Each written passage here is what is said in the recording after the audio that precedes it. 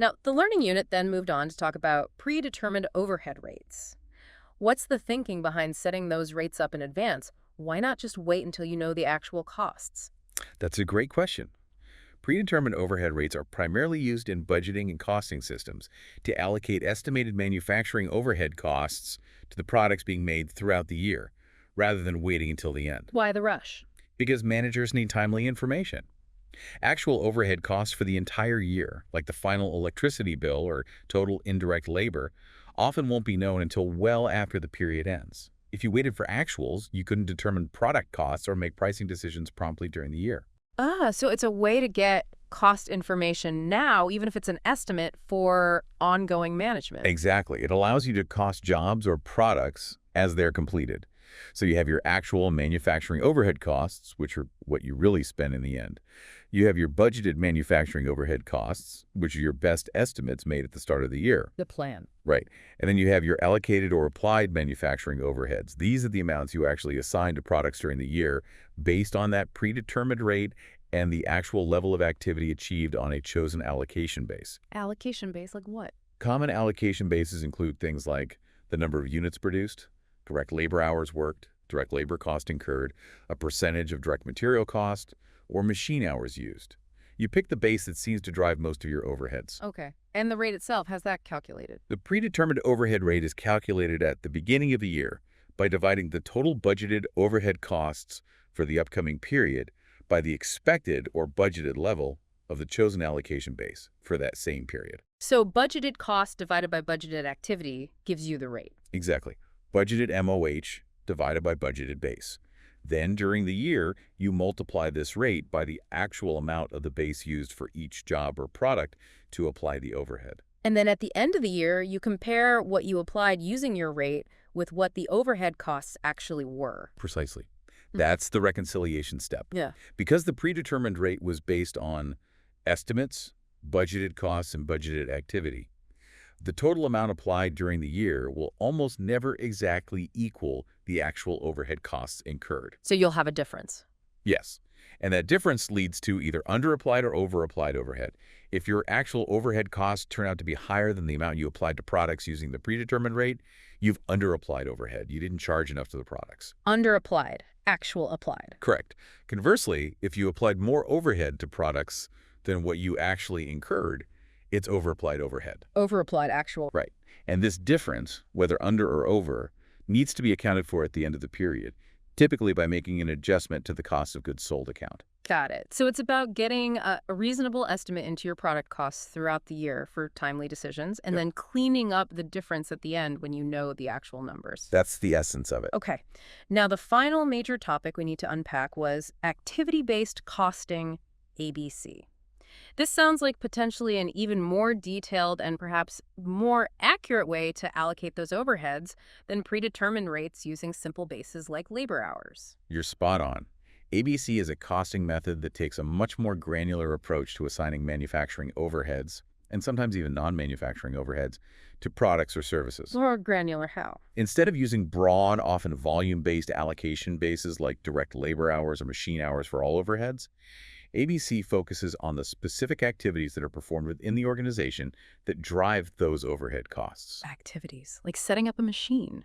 Exactly. Like machine setups, processing purchase orders, performing quality inspections, handling customer service calls, designing products, all sorts of activities. The core idea behind ABC is that products or services don't directly consume overhead costs in some general way. Instead, they require certain activities to be performed for them. And it's those activities that consume resources and incur costs. Precisely. So ABC aims to 1. Identify these key activities. 2. Create cost pools for each activity, accumulating the costs associated with performing that activity. And 3. Assign the overhead costs from those pools to products based on how much of each activity the product actually uses or consumes. So instead of just saying, okay, we spent $1 million on total factory overhead and we work 10,000 labor hours, so the rate is $100 per hour. Right, the traditional way. ABC would say, okay, how much of that million was for machine setups, how much for quality control, how much for material handling, and which products cause those specific activities to happen? That's a great way to put it. ABC tries to establish a much clearer cause and effect relationship between the activities performed and the overhead costs incurred by those activities. And the benefit of doing all that extra work. The potential benefit is a much more accurate understanding of the true cost and profitability of individual products or services. This is especially true in businesses that have a diverse range of products, where some products might be simple and high volume, while others are complex and low volume, consuming overhead resources very differently. So traditional methods might distort costs in those situations. They often do. Traditional methods using volume-based drivers tend to overcost the simple high-volume products because they get allocated a lot of overhead based on volume, and undercost the complex low-volume products, which might actually be causing a lot of the activity-related overheads like setups or engineering changes. Ah, okay, so ABC can fix that distortion. It aims to, yes. And by reducing that cost distortion, it can help managers identify areas of inefficiency, make better pricing decisions, understand which products are truly profitable, and focus improvement efforts more effectively. Makes sense. The learning unit then compared traditional costing methods directly with ABC. What are the key differences, again, in how they approach overheads? Well, just to reiterate, both traditional absorption costing and ABC treat direct costs, direct materials, and direct labor pretty much the same way. They're traced directly to products where possible. The fundamental difference lies in the allocation of indirect costs, the overheads. Right, it's all about the overheads. Traditional methods, as we said, often pool most or all manufacturing overhead costs together and then allocate them to products using one or maybe a few volume-related bases like direct labor hours or machine hours. Pretty broad strokes. One big bucket, one big brush. Kind of, yeah. ABC, on the other hand, breaks down that overhead bucket into multiple smaller buckets, or cost pools, each associated with a specific activity. And then crucially, it uses activity-specific cost drivers to assign the costs from each pool to products based on their actual consumption of those activities. More buckets, more specific brushes. Exactly. ABC often uses a larger number of cost drivers. And importantly, some of these drivers might not be unit-based. They could be batch level, like number of setups, product level, like number of engineering change orders, or even customer level drivers. This leads to a potentially much more accurate allocation, especially when indirect costs are high and products consume resources in very different patterns. Okay. And what are the actual steps involved in setting up and using an ABC system? It sounds like quite a project. It can be. The learning unit outlined 5 key steps generally involved. Step 1 is identifying the major activities performed within the organization. This often involves something called process value analysis, really understanding what goes on. Figure out what people actually do. Right. Step 2 is assigning the overhead costs to these identified activity cost centers or cost pools. This should be based on the resources consumed by each activity, trying to avoid arbitrary allocations. Trace costs to activities. Step 3 is determining the most appropriate cost driver for each activity pool. This is critical. The cost driver should be the factor that has the strongest direct cause and effect relationship with the cost incurred in that activity pool. What makes the cost go up or down? Find the cause for each activity's cost. Step 4 is calculating the cost driver rate for each activity. You do this by dividing the total cost accumulated in the activity cost pool by the total volume or quantity of its cost driver. So cost per setup or cost per inspection, etc. Get the rate per activity driver. And finally, step 5 is assigning the activity costs to the products or services or customers. You do this by multiplying the cost driver rate for each activity by the number of driver units consumed by that particular product. Apply the activity cost to the products based on usage. Phew. Okay, 5 steps. It's a logical process, but definitely requires significant data collection and analysis compared to traditional methods. I can imagine. The learning unit gave that example, JOMA LTD, comparing the two approaches side by side. What did that comparison really illustrate? The JOMA LTD example was really effective because it took the same company, same products, same overhead costs, and calculated the unit overhead cost, first using a traditional plant-wide rate, based on direct labor hours, I think, and then using an ABC approach with multiple activities and drivers. And the results were different. Significantly different, yes. The traditional method, relying on that single broad allocation base, ended up allocating overheads in a way that, when compared to ABC, appeared to overcost one product and undercost the other. ABC, by focusing on the specific activities each product consumed, like setups, material handling, etc., provided a much more nuanced and presumably more accurate allocation. It revealed that the product's true costs, considering overhead consumption patterns, were quite different from what the traditional method suggested. So one product looked less profitable and the other looked more profitable under ABC. Exactly. And that kind of information can be absolutely invaluable for making strategic decisions about pricing, which products to push, which processes need improvement.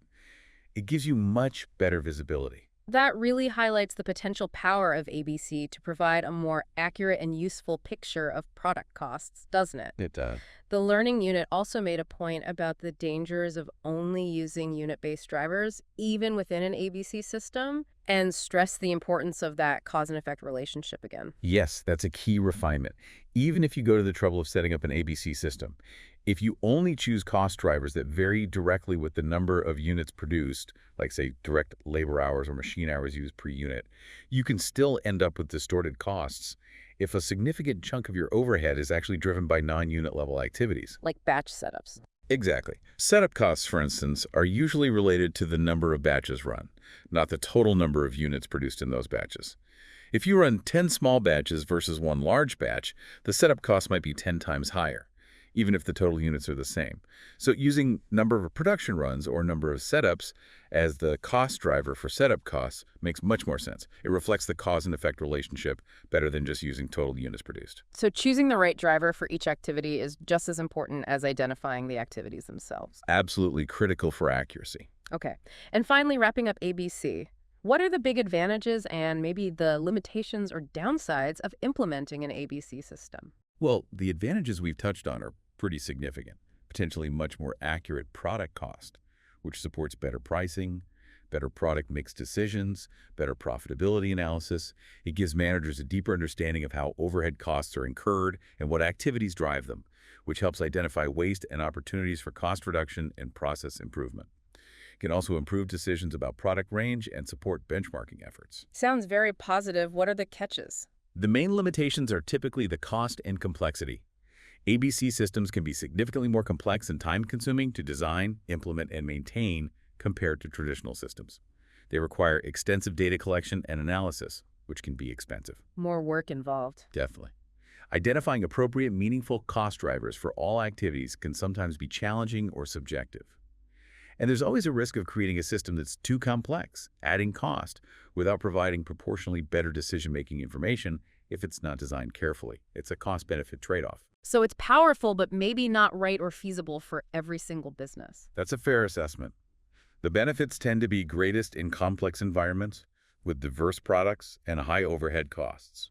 Well, this has been an incredibly thorough deep dive into the complexities of inventory and overhead cost control. It's really clear that businesses have to make some really important, sometimes difficult decisions about how they manage these fundamental aspects of their operations. Absolutely. Understanding the nuances of different inventory valuation methods like FIFO and weighted average. Yeah. Recognizing all those hidden costs beyond just the purchase price.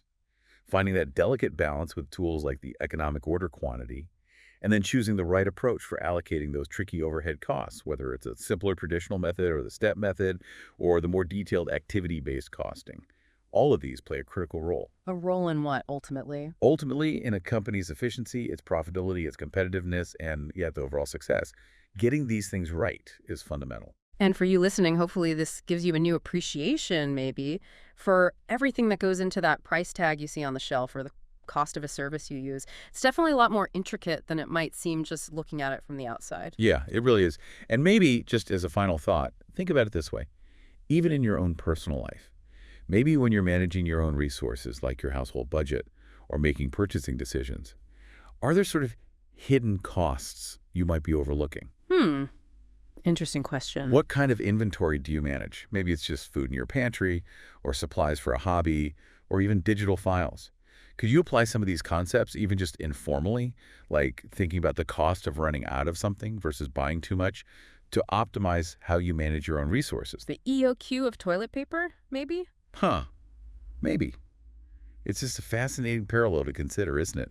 How these business concepts might echo in our own lives. Definitely gives you something to think about long after this deep dive ends. As always, we encourage you to continue exploring these topics if they sparked your interest, and reach out if you have any further questions. Yeah, always happy to continue the conversation. Thanks so much for joining us for this deep dive.